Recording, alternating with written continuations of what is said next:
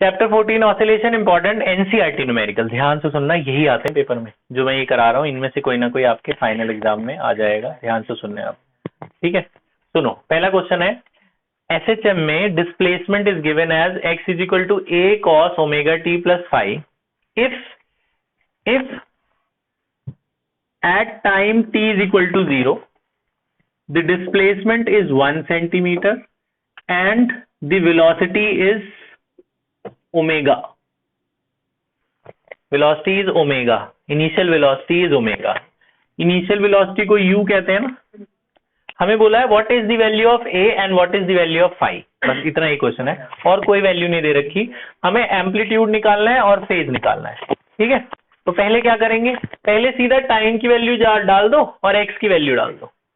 x की value 1 put कर दो, टाइम कितना दे रखा है 0, x को मैंने 1 रखा और टाइम को मैं यहाँ 0 रख दूंगा, ये सारा 0 हो जाएगा, क्या बचेगा cos फाइव, पहली इक्वेशन बन गई। ठीक है, सिंपल है, मैंने x की जगह 1 रख दिया, टाइम की जगह 0 रख दिया, ये 0 हो गया लेकिन फाइव तो बच गया, तो एक इक्वेशन आ गई a और फाइव के टर्म में। ठीक है, अब x तो हमें दे ही रखा था, अब मैं क्वेश्चन फिर से लिख रहा हूं, अब मुझे वेलोसिटी निकालनी, इसका डिफरेंशिएशन करो, x का differentiation with respect to time क्या होगा, dx बाई dt, है ना, इसका डिफरेंशिएशन करा, इधर cos का डिफरेंशिएशन क्या होगा, माइनस साइन, cos का डिफरेंशिएशन क्या होता है माइनस साइन, फिर cos छुपाएंगे, ओमेगा t का क्या होगा ओमेगा, और फाई का क्या होगा 0, वो कांस्टेंट है, तो ये dx बाई dt को वेलोसिटी बोलते हैं ना, है ना, इसको चाहे u लिखो चाहे v, मैं u इसलिए लिख रहा हूं क्योंकि इनिशियल वेलोसिटी दे रखी है हमें, तो इसको मैं u लिख रहा हूं, a को a रहने दो, ये ओमेगा इधर ले आते हैं, sine omega t plus five. अब इसमें डाल दो वैल्यूज, इनिशियल वेलोसिटी कितना दे रखा है ओमेगा, टाइम तो 0 ही डालेंगे, टाइम को 0 डाल दो, तो ये हो गया a ओमेगा साइन, ये तो 0 हो गया ना, क्या बच गया फाइव, देखो ओमेगा से ओमेगा कट गया, यहाँ का माइनस यहाँ लगा दो, ये वाला माइनस मैंने यहां लगा दिया, तो a sine five is equal to कितना आ गया -1। ये पहली इक्वेशन बनी, ये दूसरी इक्वेशन बनी। अब इन दोनों से हम a और फाइव निकाल सकते हैं, कैसे पता है, पहले आप a निकालेंगे, मेथड है squaring and adding, squaring and adding 1 and 2, equation 1 और 2 को स्क्वायर करके ऐड कर दो, मतलब दोनों तरफ स्क्वायर करना, इधर भी दोनों तरफ स्क्वायर करना है, आरएचएस आरएचएस से, एलएचएस एलएचएस से, 1 का स्क्वायर इससे ऐड होगा, 1 का स्क्वायर किससे ऐड होगा -1 स्क्वायर, एलएचएस एलएचएस के स्क्वायर से ऐड होगा, आरएचएस आरएचएस से, यहाँ क्या है a square cos square five, और ये क्या है a square sine square five. ऐसा हमने पहले भी किया ना, एक स्क्वायरिंग एंड एडिंग टेंशन निकालने के लिए, आपको याद होगा लॉज ऑफ मोशन में हमने किया था ऐसा।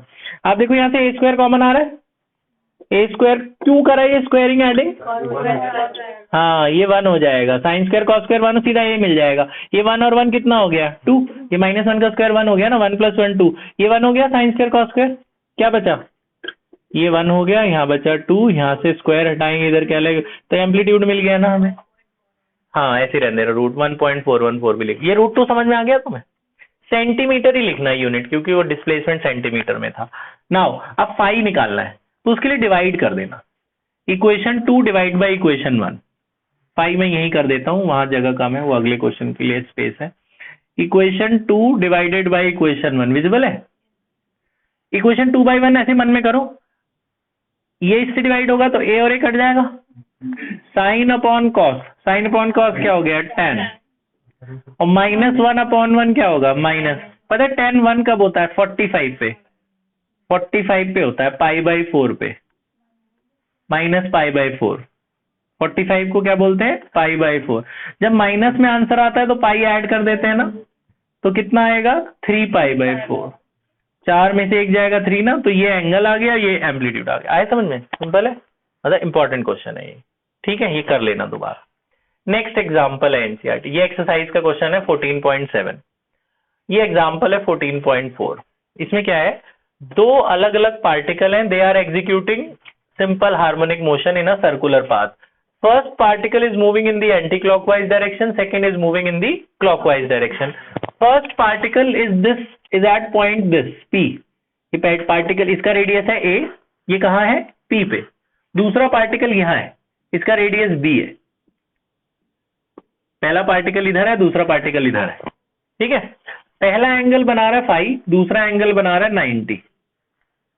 तो हमें दोनों के, जैसे ये इक्वेशन है ना, ऐसी इक्वेशन डिराइव करनी। Their time periods are given, पहले का टाइम पीरियड 4 सेकंड, दूसरे का 30 सेकंड। देखो ऐसा है, जो क्लॉकवाइज चलता है ना, ये एंटी क्लॉकवाइज, पहले ना ये टाइम पीरियड से ना ओमेगा निकालेंगे। ओमेगा क्या होता है? Angular frequency. एंगुलर फ्रीक्वेंसी क्या होता है? 2π बाय टाइम पीरियड। ये टाइम पीरियड कितना दे रखा है? 4, तो 2 से 4 कट गया, π/2 आ गया ना। ओमेगा कितना आ गया?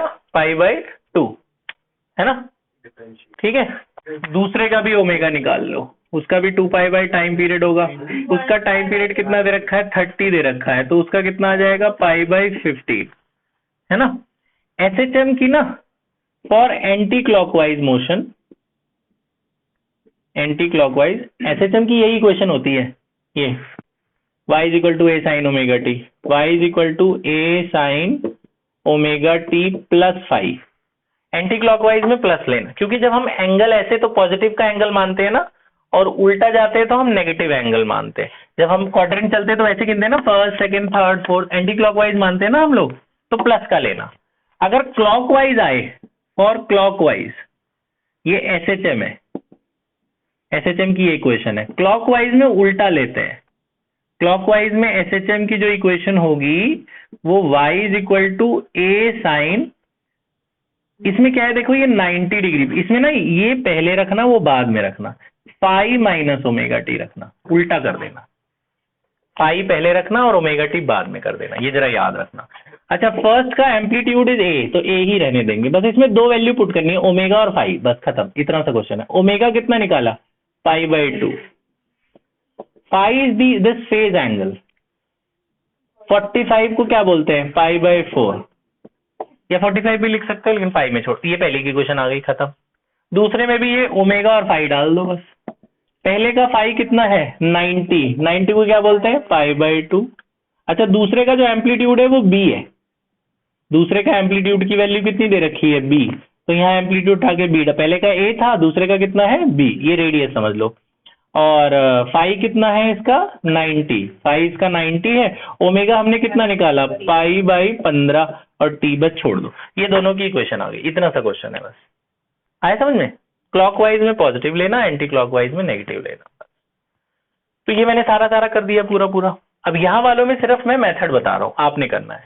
ये एग्जाम्पल 14.7 आप खुद कैलकुलेशन करना, उनका मेथड अलग है, आप उनसे बस मैच कर लेना अपने आप से। देखो, एक ये 4 के चारों में से 4 क्वेश्चन है, इसमें से 3 क्वेश्चन स्प्रिंग से रिलेटेड है। एक स्प्रिंग है, उस पे 1 किलो का मास ऐसे हैंग करके छोड़ दिया तो ऑसिलेट करेगा। स्प्रिंग के एक साइड तो सपोर्ट पे है, दूसरी साइड 1 किलो का मास लगा के छोड़ दिया तो ऐसे से ऑसिलेट करेगा। उसका मास है 1 किलो, स्प्रिंग कांस्टेंट दे रखा है 50 न्यूटन पर मीटर। अच्छा, ये ना एम्पलीट्यूड नहीं दे रखा बुक में ऐसे लिखते हैं वो लोग, x बराबर 10 सेंटीमीटर। बोलते हैं जब मैक्सिमम जो डिस्प्लेसमेंट ट्रैवल करता है वो 10 करता है, तो maximum displacement is called amplitude. याद रखना है तुम्हें, ये वो लोग नहीं बताएंगे एम्पलीट्यूड, तुम्हें ढूंढना है कि एम्पलीट्यूड है। उन्होंने एक्स लिखा हुआ है क्वेश्चन में, तो एक्स मत लेना उसे। जब बोलते हैं ना कि मैक्सिमम वो ट्रैवल करता है, ये टाइम t इक्वल टू 0 से चला था और इतना डिस्प्लेसमेंट ट्रैवल करके गया, तो 0 से मीन पोजीशन से, जब कोई मीन पोजीशन से एक्सट्रीम पे जाता है तो उसे हम लोग क्या कहते हैं? एम्पलीट्यूड। तो 0 से बोला इतना दूर ट्रैवल करा, तो ये एम्पलीट्यूड ही होगा, चाहे वो एक्स लिखें, तुमने उसे एम्पलीट्यूड लेना। और सेंटीमीटर को मीटर में बदल लेना। 10 सेंटीमीटर है तो मीटर में कितना होगा? 10/100 मीटर, यानी 1/10, 0.1। हमें बोला पोटेंशियल एनर्जी निकालो, काइनेटिक निकालो, टोटल निकालो। पता है पोटेंशियल एनर्जी का क्या फॉर्मूला होता है? ½ k/y², है ना। y क्वेश्चन में दे रखा है, y इन्होंने दे रखा है 5 सेंटीमीटर, यहाँ y को मीटर में बदल के डाल देना। लेकिन k तो पता ही नहीं है, k कहाँ है? अच्छा, k पता है, ये रखे k पता है, तो बहुत ही अच्छी बात है, सब कुछ पता है, कुछ नहीं करना। तो k की वैल्यू डाल देना, और डिस्प्लेसमेंट उन्होंने दे रखा है 5 सेंटीमीटर, वो डाल देना। ये एम्पलीट्यूड है, ये मत डालना। डिस्प्लेसमेंट यानी y कितना दे रखा है? 5 सेंटीमीटर, यहाँ y की जगह 5 सेंटीमीटर डालना, चेंज करके डालना है। हाँ, और काइनेटिक एनर्जी क्या होती है? ½ k a² - y², दोनों पता है ना, सब कुछ पता है, वैल्यू करनी है। और टोटल एनर्जी क्या होती है, हाफ के ए स्क्वायर। वैसे टोटल पोटेंशियल काइनेटिक आ जाए उनको जोड़ के भी लिख सकते हो, पोटेंशियल काइनेटिक का आंसर को ऐड कर देना, टोटल आ जाएगी। कर लोगे कैलकुलेशन, वैल्यू तो डालनी है, सिंपल, कुछ है ही नहीं, फॉर्मूला बेस्ड है ना। नेक्स्ट क्या है, ये भी स्प्रिंग का क्वेश्चन है, उसमें 5 किलो की बॉडी लगाई हुई है स्प्रिंग में, के दे रखा है, एम्पलीट्यूड दे रखा है, हमें बोला टाइम पीरियड निकालो। टाइम पीरियड का स्प्रिंग में क्या फॉर्मूला होता है, 2πm/k, सारी वैल्यूज है ना, डाल दोगे, है ना। फिर बोला वी मैक्स निकालो, वो भी आपको पता है, v max is a omega, a max is omega square a minus का, सब कुछ पता है ना। अच्छा ओमेगा नहीं पता बेटा, ओमेगा का फॉर्मूला हमने लिख रखा है कॉपी में, ओमेगा क्या होता है, √m/k, ओमेगा इज m/k, इसके लिए स्प्रिंग के लिए। देखो मास पता है, के पता है, बस यहाँ पुट कर देना, ओमेगा आ जाएगा, ओमेगा इधर डालते रहना। हाँ मीटर में बदलना है हर चीज को, समझ गए, कर लोगे, सीधा ही तो है, वैल्यू डालनी है। अगला ये एक्सरसाइज के दोनों क्वेश्चन इधर कर दे, ध्यान से बेटा बोर्ड की तरफ। पिस्टन पता है आप सबको, पिस्टन इंजन के अंदर होता है जो सिलेंडर को सिलेंडर के प्रेशर की वजह से मूव करता है, जिसकी वजह से इंजन चलता है। तो पिस्टन के लिए एक टर्म है, the term is called stroke. Piston gives a stroke of 1 metre. So what is the meaning of stroke? Stroke का मतलब होता है एक क्रेस्ट और एक ट्रफ।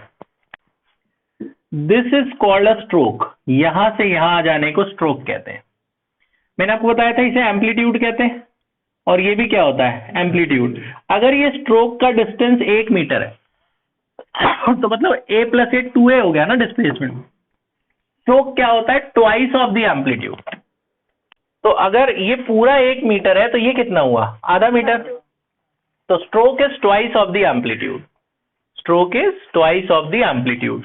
तो twice of the amplitude is given as 1, तो एम्पलीट्यूड कितना हो गया, 1/2।